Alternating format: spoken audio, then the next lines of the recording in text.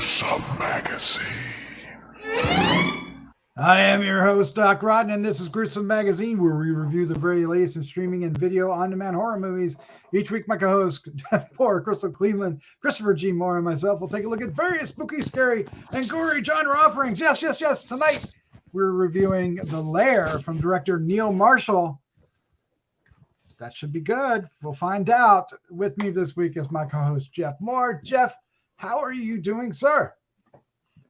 Oh, no. I'm good. I have a lair, but sometimes my wife makes me come out. But yeah, I'm doing good. I don't know.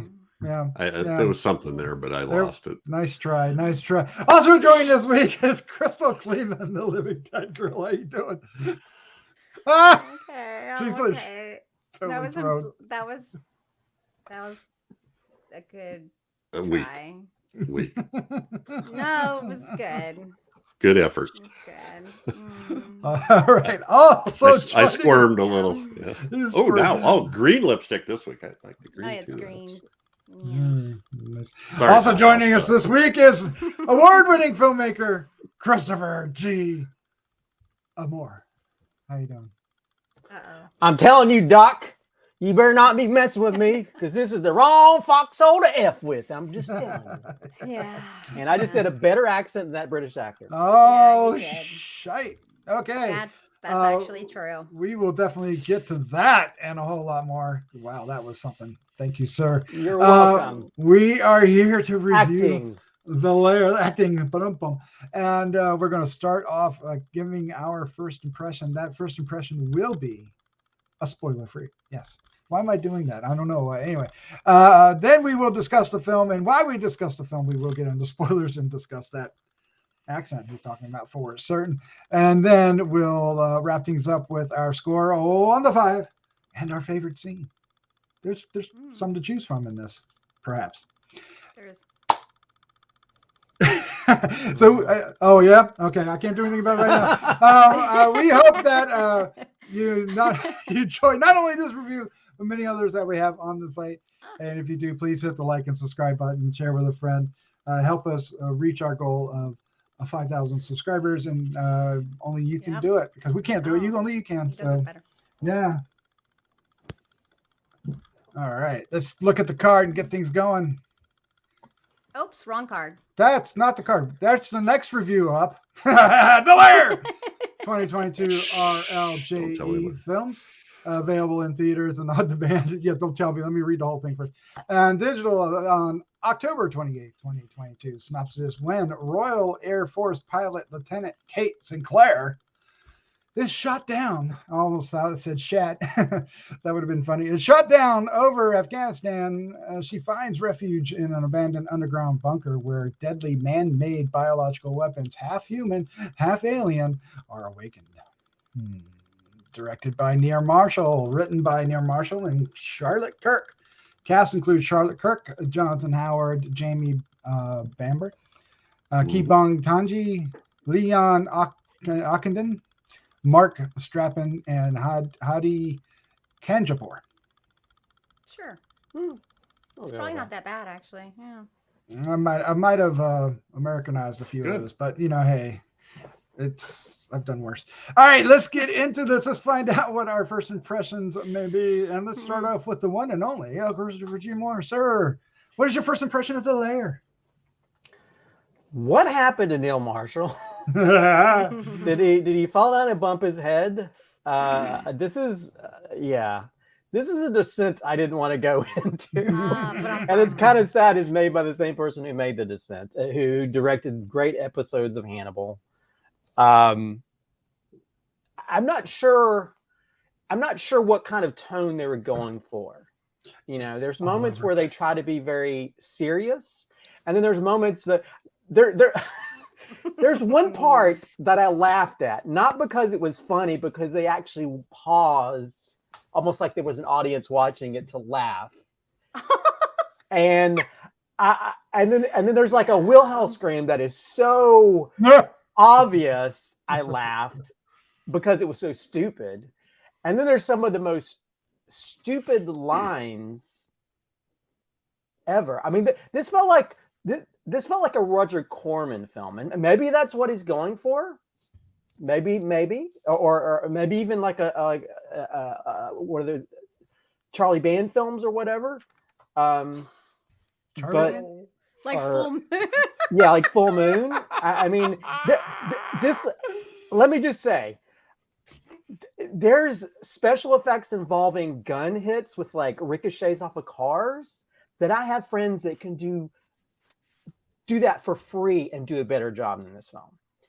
The practical effects at times look like something from like Power Rangers. There's times where they even the editing with the choreography when people are getting attacked by monsters or fighting, it's bad. The acting is bad. The accents are bad. There's different actors from different places that are doing different accents. There's a British guy who goes in and out of this. At first I was like, is he Australian? No, I think he's Southern. I don't know. And the dialogues are just laughably bad. The story's all over the place. This feels like a movie that might have been made in the 90s. You know, this feels very like True Lies, you know, but not good True Lies. This movie is a mess, and it just makes me feel very sad of like what happened to Neil Marshall. And me and Chris will kind of know what happened to Neil Marshall. Even though the last film he did with the actresses in this one, I thought that movie was good. This film is not. This is the opposite of that film. This is the opposite of most good films. This is cheesy. Now, this would make a good film to watch with your friends, whether you're drinking or high or on some kind of drugs. Because nice. Watching this sober, nice. It's kind of it's just a mess. It's just a mess because it's all over the place. It's all over the place like the guts and parts in this film. So yeah, I think the whole film like what is happening here? Because it's just bad. Even the opening scene where it's like it looks like Top Gun made on $5. It's the when they're in the ships. I mean the planes. I don't know. This film made me laugh not for good reasons, just of how laughably bad this film was made. But anyway, that's my first impression. That is your first impressions. First. Jeff, what was your first impression of the LAIR? Well, some of it's going to be similar. Maybe not as harsh. Maybe harsher in other areas from Christopher. But I thought it was an interesting story. However, Doc, you remember a movie called Devil's Pass? Maybe I should save this for after spoilers. Maybe, yeah, maybe. But it reminded me of another movie. Is that the one where in the mountains and the ice? Yes. Okay. Yes. So anyway, yes, Jamie Bamber right off the bat. I felt like not only was it a bad accent, I felt like he was being dubbed. It just didn't. Nothing. It did feel dubbed. It did feel dubbed. Yeah. But later, as the movie went on, it didn't. Either I got used to it, or it stopped, and he got it down, or something, because it didn't feel near as bad to me then. There was somebody that was supposed to be from Scotland or Ireland that had such a thick accent that you couldn't hardly understand. He even rolled his R's. Who rolled his R's? Yeah. And that's, okay. But the rest of the cast, so I thought it was an interesting story. The whole, it's sort of a sci-fi horror mashup thing.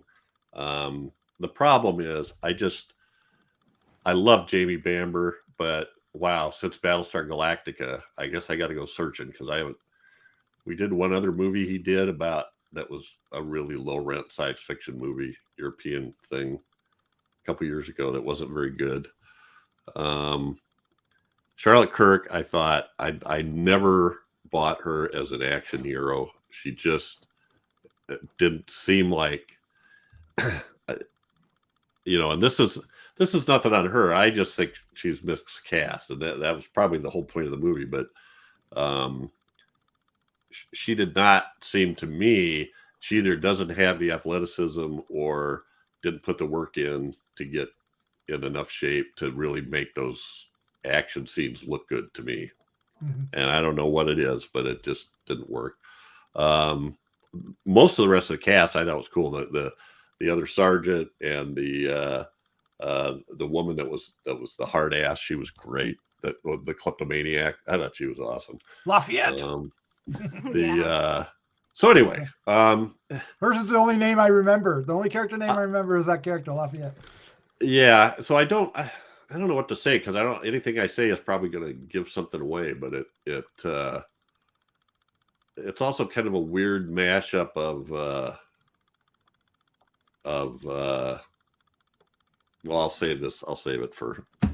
So it is a really mixed bag. I actually, I was okay watching it, but it wasn't. Could have been a lot better. Yeah. Yes. Yes.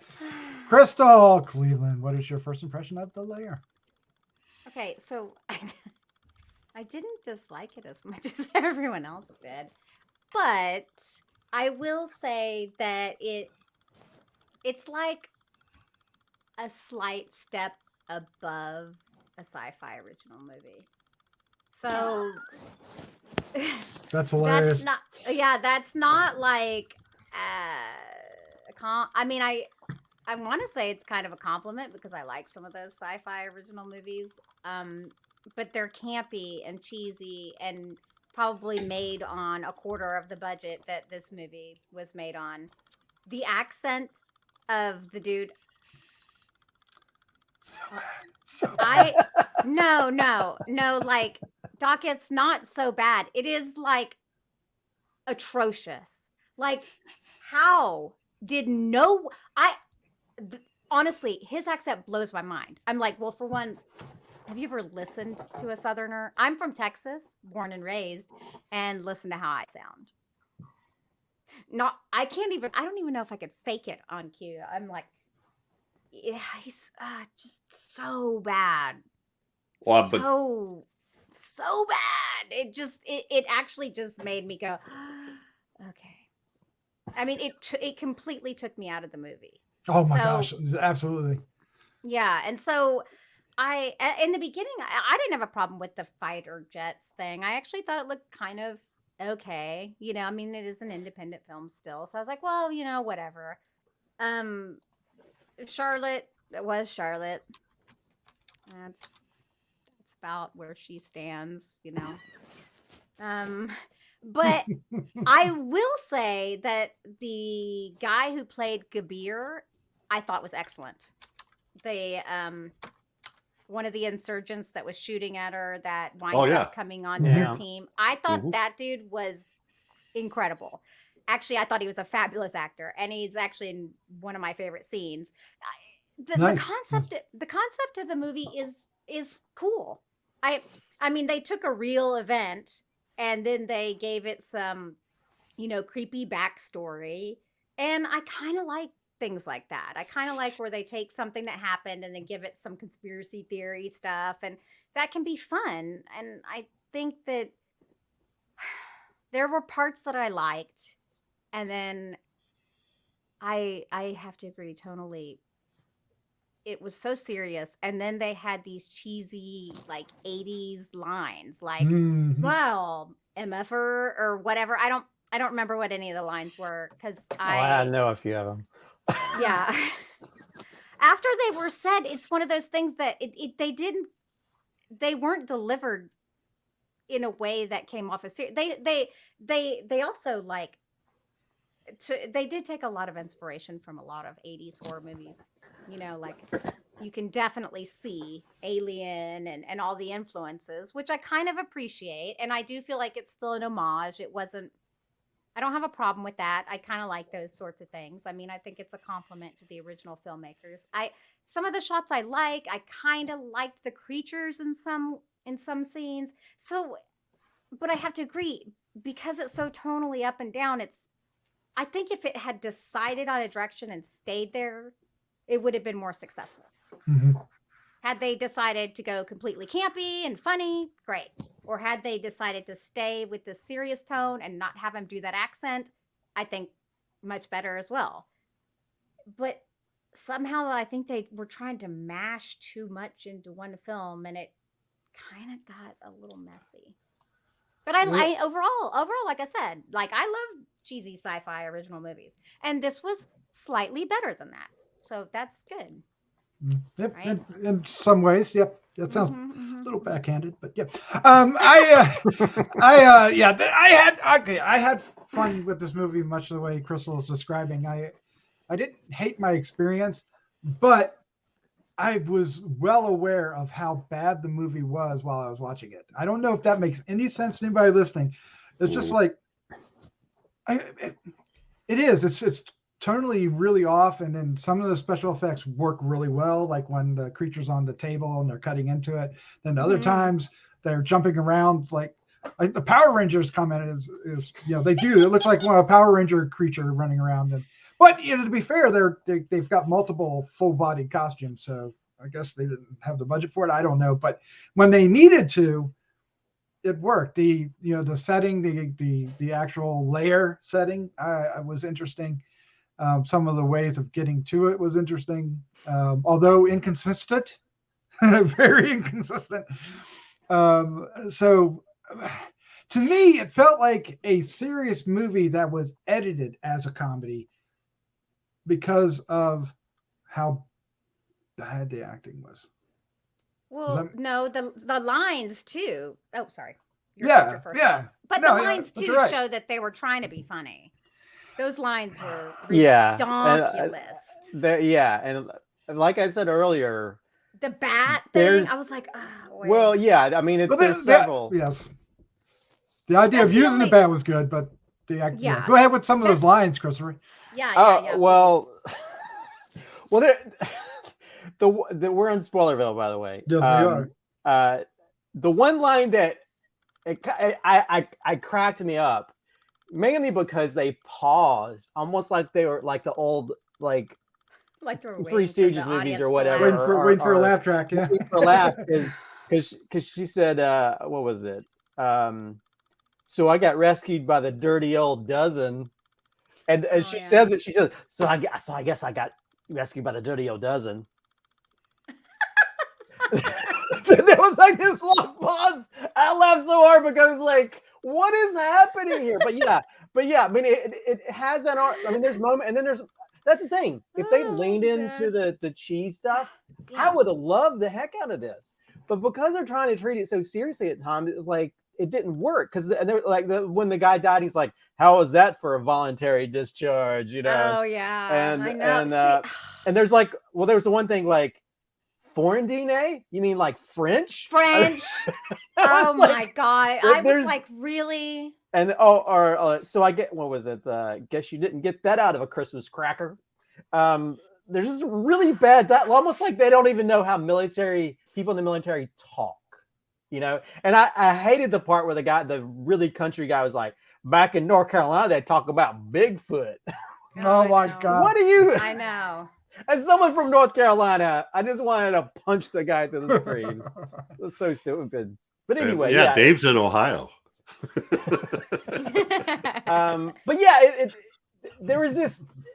I was trying to think like, because Charlotte Kirk, who was the actress, and of course the director, they co-wrote this, and it's almost like I'm not sure what they were trying to go for, you know. And you have this. I mean, yeah, I'll give it that the story is interesting, although movies like Overlord did a better job of telling this type of story. Interesting, but derivative. But what, Overlord? No, this movie. No. This movie. Yeah. Right, I mean, it definitely pulls from different things. But yeah, I don't know. It never can really pick a lane when what it wants to do. And then you have all these people that are delivering different weird performances with the accents and stuff. And then just like the editing is really bad. It's almost like, you know, I don't know who he got to edit this, but it's almost like he's lost the idea of how to direct action, especially when you see the atmosphere of movies like Descent in other movies where the action and those type of things. I mean, even the choreography, like the monster would swipe, and it was like people who didn't know how to edit an action scene. It's like how I mean, it's really bad stage too. It's like you have to, when you're using as someone as a filmmaker, when you're doing effects or you have moves, you have to figure out, okay, he does this slash and you have this move, and there's those parts. There's a guy that gets his like jaw knocked off, and it's like they don't even connect. The shots don't even connect properly during that.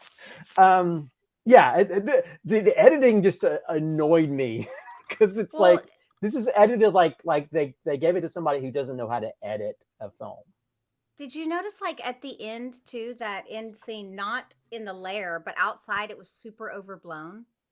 Like, that was weird to me. Yeah, and it's what happened there? And I can understand what you meant, Crystal, by saying that this is a little stage above sci-fi, because there are some good shots. There's this one there's like a side shot where they go down, like, I'm sure they built this whole set thing, which is kind of cool. There's like a straight overhead shot, and you see people moving like almost like ants. I mean, there's a few really cool shots that you would not see in a sci-fi movie or Corman movie, but those shots don't make up for the rest of it. That it kind of drags you down into the taint of cheesiness that happens throughout, that invades throughout like a virus. Yeah, so somebody back me up on this, but I'm looking on the LAIR in IMDb to see who the editor was, and there's no one listed. Oof. What? I wonder if What does that I wonder if Charlie get it. I wonder. Well, I was going to say I wonder if Neil Marshall. But to your point, Jeff, wow. I think the thing with her, she's trying to play this sort of military type person. She seemed to not have the physicality. She even held the weapons kind of weird. You know what I mean? Right. And a lot of these people, when they do these type of films, they get paid to train to show how to hold a gun properly, or how to move properly, or like how you would maneuver to like stab someone or whatever. And there's moments where physically the action scenes didn't work because I didn't believe that she was that comes character. Across as weak. Like, and it's not like she's not, she doesn't have that kind of presence. She comes across as meek, and like, even just the way she kind of like, but there's that one where she takes the body and she just rolls. It's just badly staged fight choreography. Why was it that the alien or aliens or hybrids or whatever kept coming after her only with this tongue thing? I thought that was overused for her, because I thought it was going to go somewhere, right? Yeah. Well, because here's the thing. Like, I guess they realized they couldn't do too much fighting with her because, I don't know, I think it was a little misogynist. Like, she's a woman, so she can't fight back as well. Because with the men, the fights were way more intense. Maybe, I thought they were trying to mate with her. Ew. That was the only thing that I could think, because they kept going after her, because she's. But it was her head. Like, what the? Well, they were trying. They mentioned that they get your memories, they get your thoughts, so they can sort of figure out how to fight you. So, and the monsters look very much like the Resident Evil, one of the Resident Evil monsters. They really did. Although there's a couple scenes where the tentacle things come out of the mouth and. Well, I will give it. I do like the sort of like the two tongue thing. I mean, that is, I guess, sort of a cool thing, but it almost felt like they had these suits you buy from like Spirit Halloween, but had a really cool like mask part, because it just looked like suits. It didn't really look like anything. Well, they even described them as suits, so yeah. So that sort of allows them to sort of like not have to put a lot of effort into the bodies of these monsters. And then, okay, so one thing I want to add is like, okay, so there's, when they go into the lair, there's steps, and there's this ladder to go down into the, but the first time we go into it, it just feels like going down maybe a story or two. But then when they go into it later in the film and they're going down this makeshift elevator, it feels like it takes forever, and they're going like really fast. I'm like, where did that come from? Was that there before? It was just at the. I didn't see it. I didn't see it before. It wasn't there before. I didn't get the whole setup for that. But you're right. She drops that light stick down it, and it like disappears down the hole. You can't even see it hit, you know. So, but it didn't.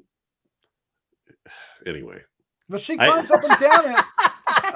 Yeah, there's. I got to throw this in. So there's a movie from about 10 years ago called The Devil's Pass.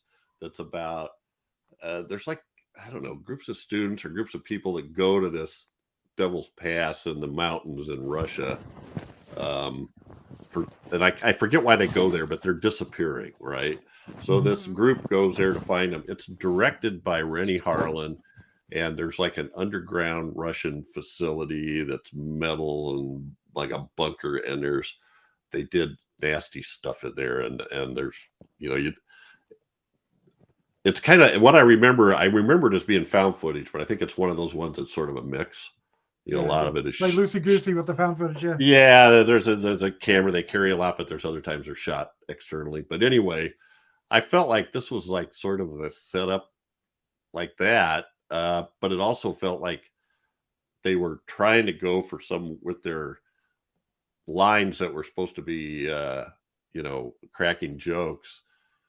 That they were going for like a Predator feel, and then you combine that with Evil Russians, which is a new thing now, right? Again, after like 30 it's a new thing years again. I love not it. being evil, and Afghanistan war, we combined all those things because they're topical.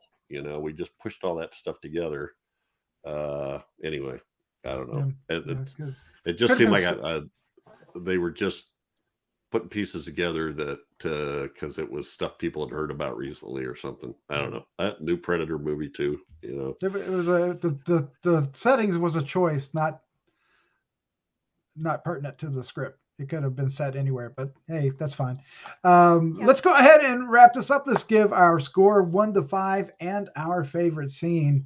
And I believe Christopher G. Mohr, you're up first. Yeah. Yeah. I mean, this is a film I don't hate it. I was more entertained by all the problems I had with it. So it is one of those cheesy. This feels like it definitely feels like a Mystery Science 3000 type movie that would be great to sort of like make fun of as we're all drinking and watching it. So I'll give it a 3. I mean, wow. I mean, I don't hate it. I thought. I don't hate it, but I think because I laughed at the stupidity at parts, I don't know, because I found some kind of entertainment in the badness of it. I can give it an okay score. Let's see. Now I have to figure out like what. They got to choose a favorite scene. I'm not sure if anything really stood out that was great. Choose one that made you laugh. What was the scene? I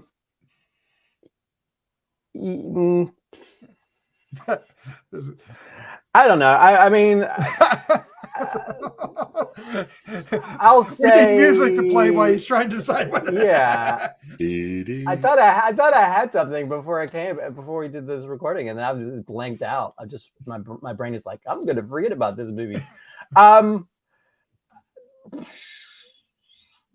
I'll say the part where the guy saves himself and he says that the 1980s, you know, action line of, you know, I guess this is a voluntary discharge. Oh my gosh. Yeah, I'm not sure about that either. I mean, I haven't been in the military, but I thought it would have been an involuntary discharge. I really don't know what they were going for. Well, I think he called it a voluntary because he had the paperwork that said it was.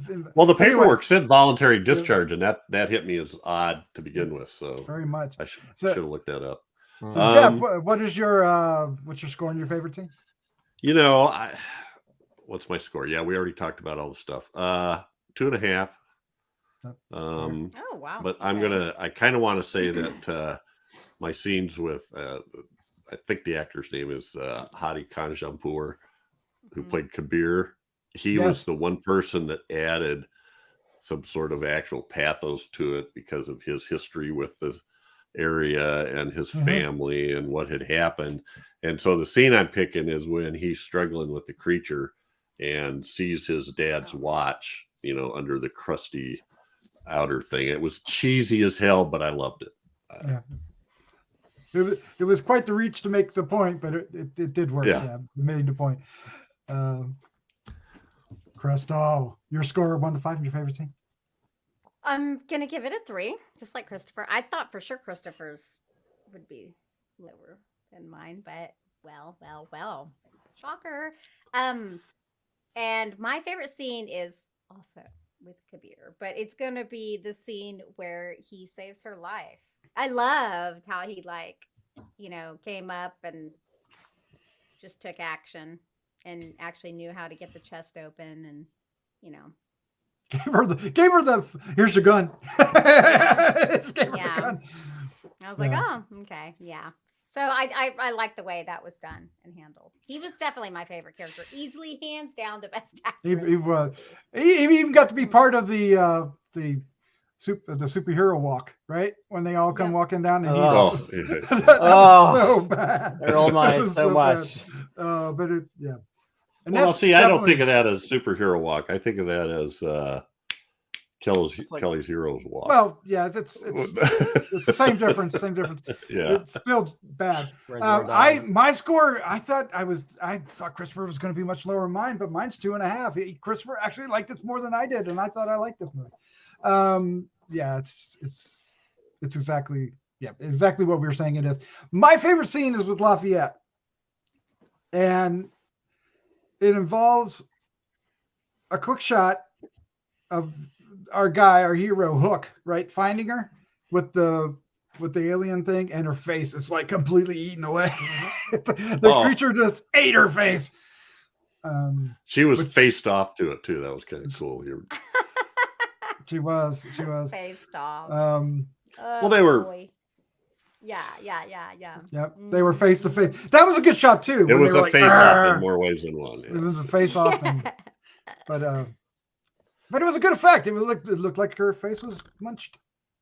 Huh. They like to beat the hell out of these things too. When they killed them, like she went crazy on the one. Like she smashed it, bashed it, and then kicked it to death. Well, the one on the autopsy table came back to life, so that's probably a good idea. After they pulled all the guts out and everything. Yeah. I was like, what? Come on, this doesn't make any sense. All right, there you go. We're a little long in the tooth for The LAIR from director Neil Marshall.